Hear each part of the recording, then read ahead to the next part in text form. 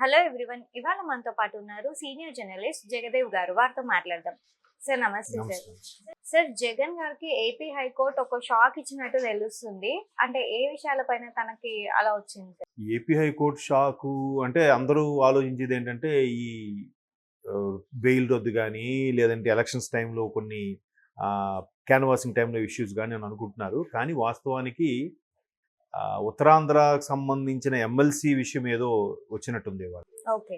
So MLC జనరల్గా ఎవరైతే ఉన్నారో ఆయన పేరు రఘురాజు ఏదో ఆయన. సో అతన్ని అభ్యర్థిత్వం రద్దు చేసినట్టుగా మండలి చైర్మన్ గారు అది నిర్ణయం తీసుకున్నారు. అప్పుడు మోషేన్ రాజు ఎవరో ఉండేవారు చైర్మన్ గారు. సో ఆయన నిర్ణయం తీసుకోవడం ఓకే అనుకున్నారు.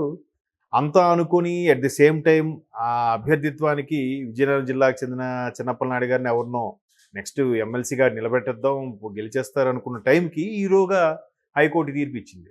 విషయం ఏంటంటే ఆయన అభ్యర్థిత్వాన్ని ఎందుకు రద్దు చేస్తుంది అంటే ఒక పార్టీ గుర్తు మీద లేదంటే ఒక పార్టీకి సంబంధించి గెలిచిన వ్యక్తి పార్టీ ఫిరాయింపుల చట్టం కింద అది చెల్లదు అనుకొని ఎవరైతే వైసీపీ వాళ్ళు నిర్ణయం తీసుకున్నారో వైసీపీ ప్రభుత్వం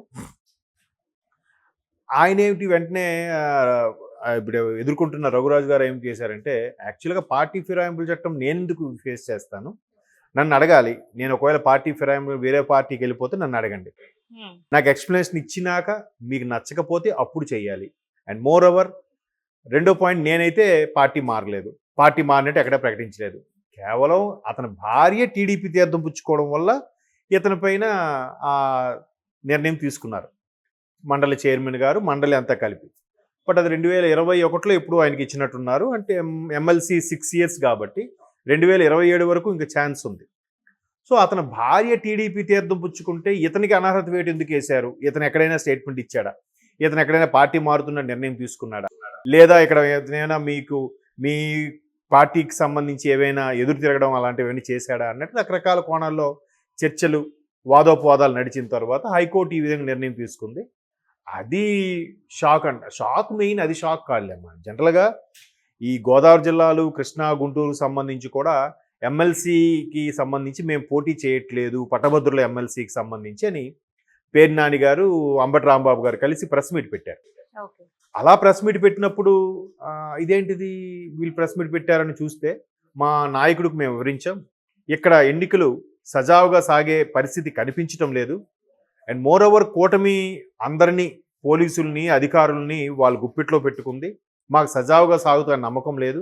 ఇదే విషయాన్ని మా అధినేత జగన్మోహన్ రెడ్డి గారికి కూడా తెలియపరిచాం. ఆయన దీని మీద యాక్సెప్ట్ చేశారు. అందుకు మేము ఎన్నికల నుంచి విత్డ్రా అవుతున్నాం అని చెప్తున్నారు. వీళ్ళే చెప్పినా జగన్మోహన్ రెడ్డి గారు యాక్సెప్ట్ చేసే పరిస్థితి ఎక్కడుంది?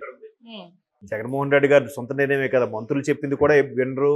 మాజీ మంత్రులు, ఇప్పుడు మాజీ మంత్రులు, ఒకప్పుడు పదవిలో ఉన్నప్పుడు ఎవరి మాట వినేవారు కాదని కూడా మనం చాలా వార్తల్లో చూసాం. సో ఇప్పుడు ఈ నిర్ణయం ఎందుకు తీసుకున్నారంటే అసలు విషయం కూటమి ప్రభుత్వం ఈ విధంగా నడిపిస్తుందని కాదు. అసలు వీళ్ళకి అభ్యర్థులు లేరు. ఎమ్మెల్సీకి పోటీ చేయగల అభ్యర్థులు ఎవరున్నారు? లేరు.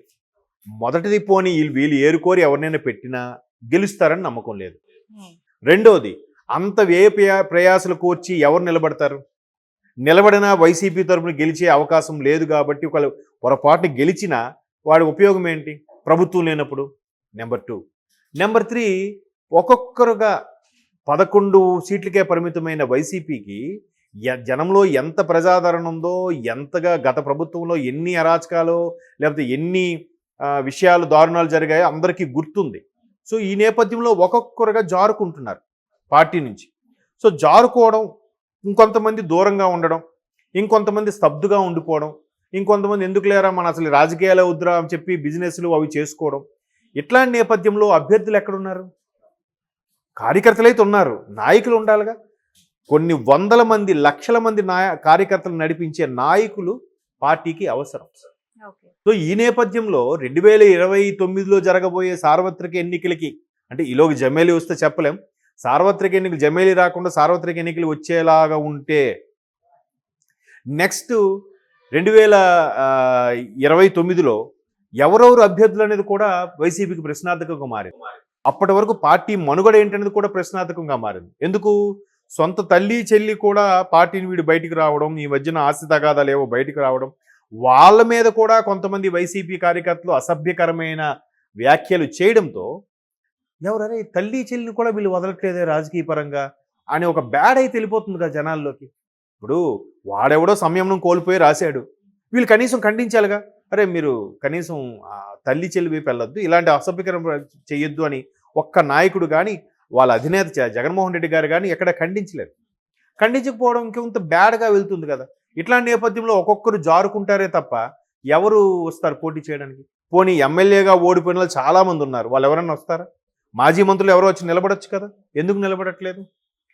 నిలబడి ఓడిపోయి పరాభవం చెందే కన్నా ఇట్లా ఊరికే స్టైల్గా చెప్పొచ్చు కదా, మాకు కూటమి మీద నమ్మకం లేదు, పోలీస్ వ్యవస్థ మీద సరిగ్గా ఎన్నికలు సక్రమంగా నిర్వహిస్తారని నమ్మకం లేదు కాబట్టి పోటీ చేయట్లేదని గంభీరంగా చెప్తున్నారు. అసలు విషయం ఇదని నా అభిప్రాయం. సో ఇప్పుడు ఆయన మీద అయితే విజయనగరం ఎమ్మెల్సీకి సంబంధించి రఘురాజు గారి మీద తీసుకున్న నిర్ణయం, అది ఆయనైతే పార్టీ ఫిరాయింపు అవ్వలేదు. ఆయన శ్రీమతి టీడీపీ తీర్థం పుచ్చుకోవడం వీళ్ళకి నచ్చక, లేదంటే ఒకే కుటుంబంలో భర్త ఒకవైపు భార్య ఒకవైపు ఏంటి అనే ఉద్దేశంలో వైసీపీ అతను సభ్యత్వం రద్దు చేస్తున్నట్టుగా చైర్మన్ ఆల్మోస్ట్ ఆల్ మన స్పీకర్తో సమానమైన ఇవి ఉంటాయి, పవర్స్ ఉంటాయి కాబట్టి ఆయన నిర్ణయం తీసుకున్నారు. దాన్ని సవాల్ చేస్తూ హైకోర్టుకు వెళ్ళడంతో ఏపీ హైకోర్టు అతని భార్య వెళ్ళింది కానీ ఆయన వెళ్ళలేదు కాబట్టి ఇది ఏ విధంగా నిర్ణయం తీసుకుంటారు అన్నట్టు కూడా చెప్పడం, అంటే 1 by 1 షాకులు. ఇప్పుడు అనిల్ కుమార్ యాదవ్ గారు, జోగి రమేష్ గారు లాంటి వాళ్ళు కూడా పార్టీ వేడుతున్నారు మాజీ మంత్రులు అనే వార్తలు కూడా ఆ మధ్యన చూసాం. సో పార్టీలో ఉండడానికి కూడా కొనసాగడానికి కూడా ఇష్టపడిన వ్యక్తులు ఎమ్మెల్సీగా వచ్చి అంత ఖర్చు పెట్టుకుని ఎందుకు పోటీ చేస్తారు? ఇవాళ రేపు కాలేజీలో ఎలక్షన్సే రాజకీయాలు తలపించేలా జరుగుతున్నాయి. సో ఇంక ఎమ్మెల్సీ అంటే పట్టభద్రులకు సంబంధించి అయినా కానీ చాలా ఖర్చుతో కూడుకున్న పని. సో ఇంత ఖర్చు పెట్టి ఏమైనా జరిగితే ఏంటి పరిస్థితి అనే డౌట్ కూడా ఉంది కాబట్టి ఎవరు ముందుకు రావట్లేదన్న అభిప్రాయం, అసలు పోటీకి అభ్యర్థులు ఉండట్లేదని అభిప్రాయం. ఇంకోటి ఏంటంటే కార్యకర్తలు కూడా గత 5 ఏళ్లలో ఎవరు ప్రభుత్వం వచ్చాక 4 రాళ్ళు సంపాదించుకుంటూ ఒక ప్రాజెక్టో, ఒక కంపెనీయో, ఒక డెవలపింగ్ ఏదైనా ఉంటే దాని ద్వారా కాంట్రాక్ట్ రూపంలోనో కమిషన్ రూపంలోనో డెవలప్ అవుదాం అనుకుంటారు. ఎవరికీ అవకాశం ఇవ్వలేదు జగన్మోహన్ రెడ్డి గారు. అన్నీ ఆయనే చూసుకున్నారు, లిక్కరు, ఇసుక, ప్రతిదీ కూడా. సో ఎవరికి సామాన్యులకు అవకాశం ఇవ్వలేదు కాబట్టి ఇంకెందుకు లేరా, ఇప్పుడు 5 ఏళ్ళు ఉన్నప్పుడే ఏం చేసుకోలేకపోయి ఇప్పుడు ఇంకెలా బతుకుతామని చెప్పి కార్యకర్తలు కూడా ఎక్కడెక్కడ సైలెంట్ అయిపోతున్నారు. సో అందువల్ల అభ్యర్థులు లేకపోవడం అనేది కూడా నెక్స్ట్ 2029 వరకు పార్టీ మనుగడ ఏంటి అనేది ప్రశ్నార్థకమే. మేబీ ఇంకెలా ఉంటుందో చూద్దాం. Okay sir.